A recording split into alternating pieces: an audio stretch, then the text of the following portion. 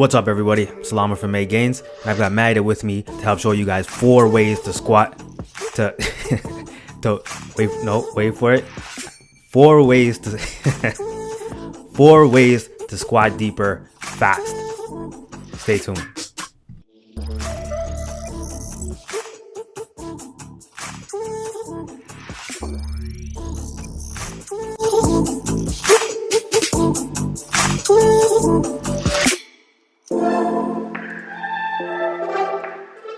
Some of the biggest challenges that people have as they try to get deeper in the squat position is a lack of mobility and flexibility. As they try to get lower in the squat position, this can be a very limiting factor. So one of the biggest benefits of being able to get into a deep squat position is that it further activates your glutes and your hamstrings. A shallow squat can be very effective at training your quads, but the deeper you get, the more leg muscle activation occurs. A few ways that you can tell that you lack squat mobility is that your heels will start to come off the floor. Your hips won't be able to get as low as your knees, and you'll notice yourself starting to fall forward. So we're going to tackle some of these issues from the ground up, starting with the ankles. So here's a great mobility drill that simulates what's happening in the squat when it comes to your foot, your ankle, and your shin. So what you want to do is keep your heel planted on the floor and drive your knee as far forward as possible. The better you get at this, the further you'll be able to keep your foot from the wall, and the further forward you'll be able to drive your shin. This should help keep your heel on the floor as you get deeper into your squat. And this can be done in both the standing or the kneeling position. Next, we want to make sure we have the flexibility in our calves, and we're going to do this by performing calf stretches. So we're going to place our foot on an elevated position, and we're going to focus on driving the shin and the knee forward and really feeling that deep stretch. One thing you can do is have something in front of you that you can grab and pull yourself towards so you can really increase the feeling of the stretch. So now onto the fun stuff, where we'll do some hip mobility drills along with some things that will loosen up your quads, hamstrings, and your glutes. So I'm just following Madia's lead on this, and I haven't done a stretch like this in a long time, and I can feel this everywhere. As you can see, she's already putting her elbow on the ground, and that, I suggest don't even try to be a hero on these. Just hold the position you can, and you'll feel it in your glutes, your hip flexors, your quads, your hamstrings. You'll feel this everywhere. And afterwards, you want to sit back with your front leg straight, and this becomes more of a hamstring stretch. And of course, you want to make sure you get both legs done. So the next hip stretch that we're doing is called the frog, and you want to keep your knees and your feet apart, and you want to sit back into this position, right? The further you can keep your knees and the deeper you can go, the more you'll feel it.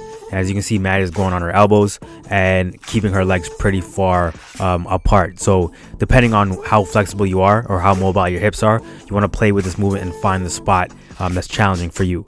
So this next stretch is for your glute and your outer thigh.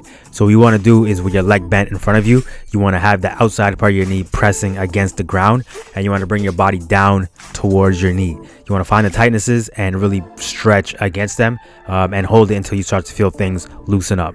So next is a quad stretch, and what you want to do is sit with your legs in sort of like this L position that you see here, and you want to put your back leg behind you. And once you are in this position, the more you can lean back, the more of a stretch you're going to feel in your quad.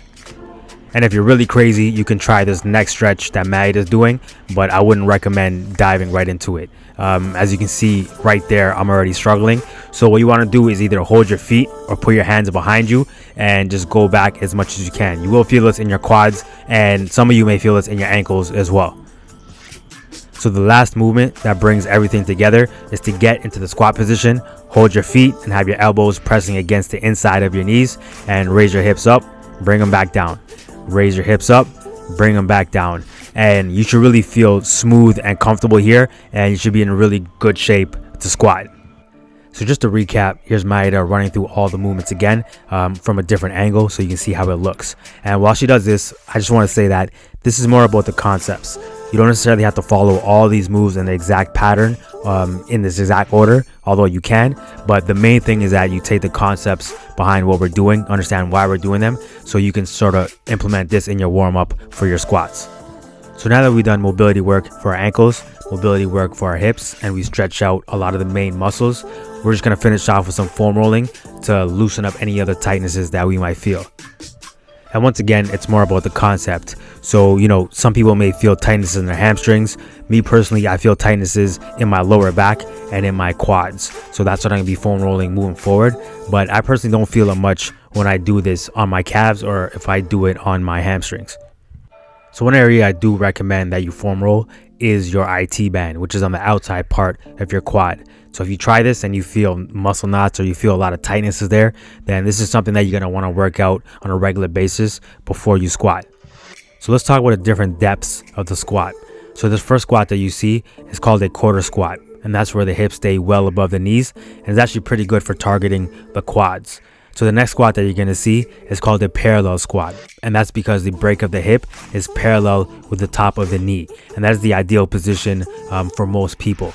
This last squat that you're seeing here is called an ass to grass squat, and that's where the hips are well below the knees. How deep you should squat really comes down to what you can do with good form.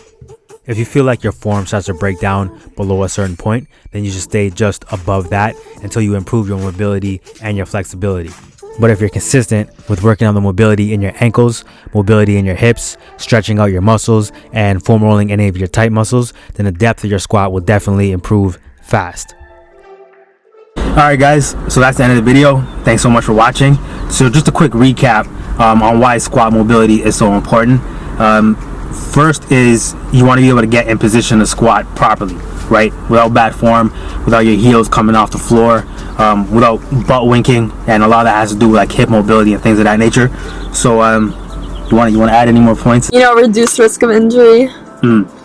Just make sure you're activating the right muscles. Like as the research shows, like the deeper you get into your squats, the more you're going to activate your hamstrings and your glutes, right? So for you to be able to do that effectively, you have to have that mobility in your hips, ankles, and things of that nature, right? Big thank you to Maida for coming through. This is her clothing line, or her thing right here, Women Who Lift. So any women in the greater Toronto area, definitely want to come check her out. Great form, great teacher. Yeah, man. So where do you train at? Like where can people find you? At Madia Comic on Instagram, and at Habitual Fitness in Mississauga. So I'll put the links to that in the description below so you can find her. And yeah, if you like the video, like it, subscribe, and I'll see you guys in the next video. All right. Bye.